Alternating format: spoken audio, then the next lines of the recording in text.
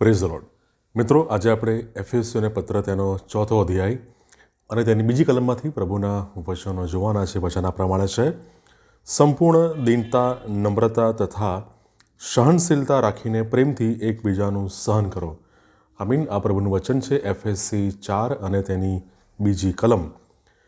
મિત્રો, આજનો શાસ્ત્ર પાઠ એફએસસી 4 અને 2, અને તેમાંથી આજે આપણે નમ્રતાનું મહત્ત્વ, એના વિશે આજે આપણે પ્રભુના વચનો જોવા માંગીએ છીએ.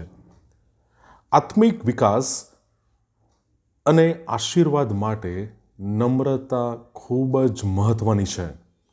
અને હવે એ છૂપું રહ્યું નથી અને રહી શકતું નથી કે ઘણી બધી સમસ્યાઓ, પ્રશ્નો, સંકટો એ આપણા જીવનમાં, આપણી આસપાસ એ રોજબરોજ એ વધી રહ્યા છે. જ્યાં આપણે કામ કરીએ છીએ, જ્યાં આપણે રહીએ છીએ, જ્યાં આપણે સેવા કરીએ છીએ, જ્યાં આપણે જવાબદારી અદા કરીએ છીએ, એ બધી જગ્યાએ એ વધી રહ્યા છે.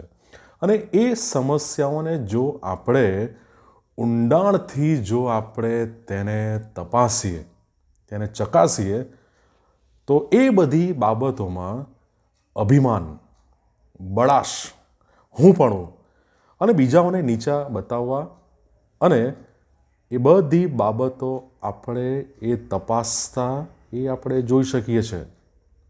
અને મિત્રો, નમ્રતા વિના ક્યારેય કુટુંબમાં, મંડળીમાં, સમાજમાં, આપણી આસપાસ એકતા અને સુખ, શાંતિ, સુખાકારી એ બાબતો ક્યારેય આવી શકતી નથી, જોઈ શકાતી નથી. અને નમ્રતા એ ફક્ત આપણા કુટુંબોમાં જ જરૂરી નથી, પણ દરેક આત્મિક આશીર્વાદોને માટે એ એક મૂળભૂત ઘટક છે. એ બાબત આપણે પ્રભુના વચનોમાંથી જોઈ શકીએ છીએ, શીખી શકીએ છીએ. અને એ બાબતો આપણે નીતિવચનનું પુસ્તક તપાસીએ તો ઘણી બધી કલમો એના વિશે છે.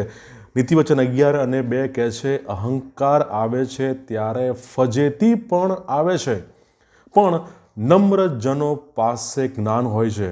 નીતિવચન 15:33 કહે છે, યહોવાનું ભય જ્ઞાનનું શિક્ષણ છે, પહેલી દીનતા છે ને પછી માન છે.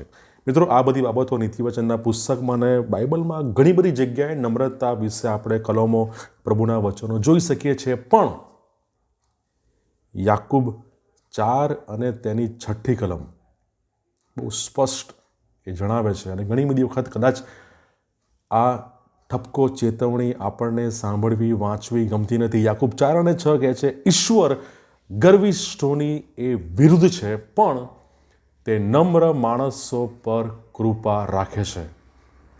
આપણે નમ્રતાને ઓછી ના આંકીએ, એને ભૂલી ના જઈએ, એની સાથે કોમ્પ્રોમાઇઝ ના કરીએ, પણ આપણે એને ઘણી બધી વખત આપણે એને નિર્બળતા સમજી બેસીએ છીએ, કાયરતા સમજીએ છીએ. પણ ઈશ્વરની કૃપા એ નમ્ર જનો પર હોય છે. ઈશ્વર એમની કૃપા એ નમ્ર જનો પર એ વરસાવે છે.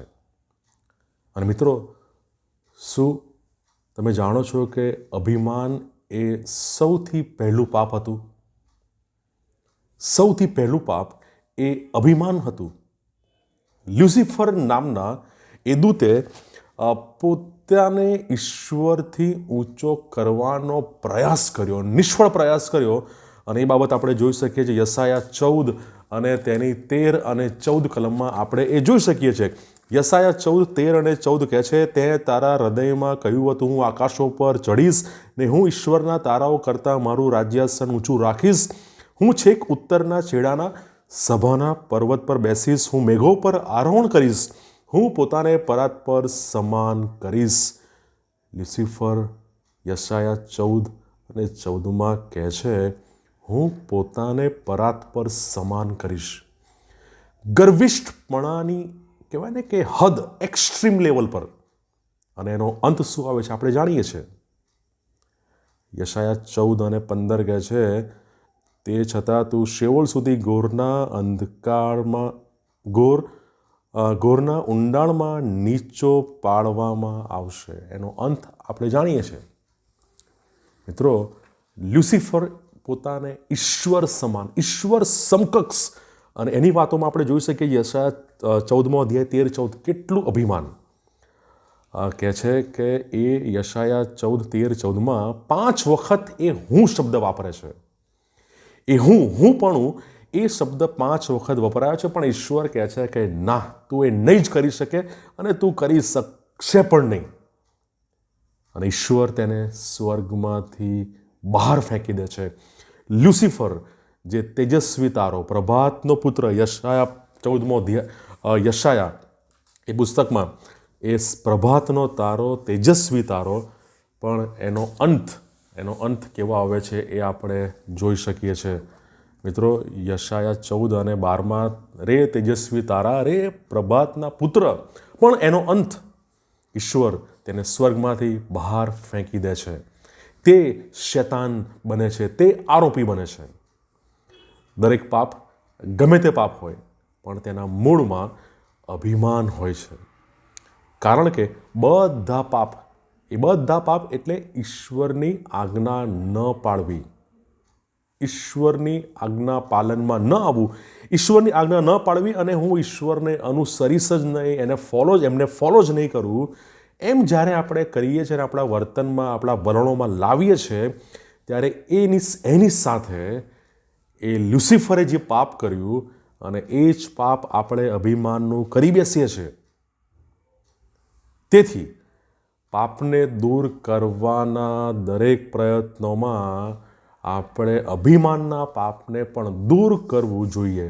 કારણ કે નમ્રતા વિના એ ક્યારેય એ શક્ય બનતું નથી. નમ્રતા એ બહુ જ અગત્યની છે. પાપને દૂર કરો છો, પણ જો તમે અભિમાનને તમારા જીવનોમાં સ્થાન રાખો છો, પણ એ કોઈ કામનું નથી.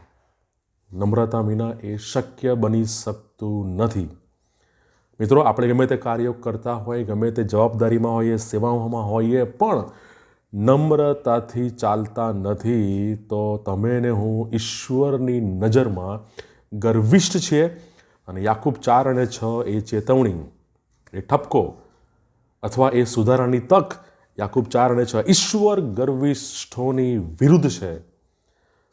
આવો ઈશ્વર સાથે ચાલીએ અને નમ્રતા સાથે ઈશ્વરની જ સાથે ચાલીએ. પ્રભુ આ વચનો શીખવા સમજવા આપણા દરેકની સહાય અને મદદ કરે. God bless you.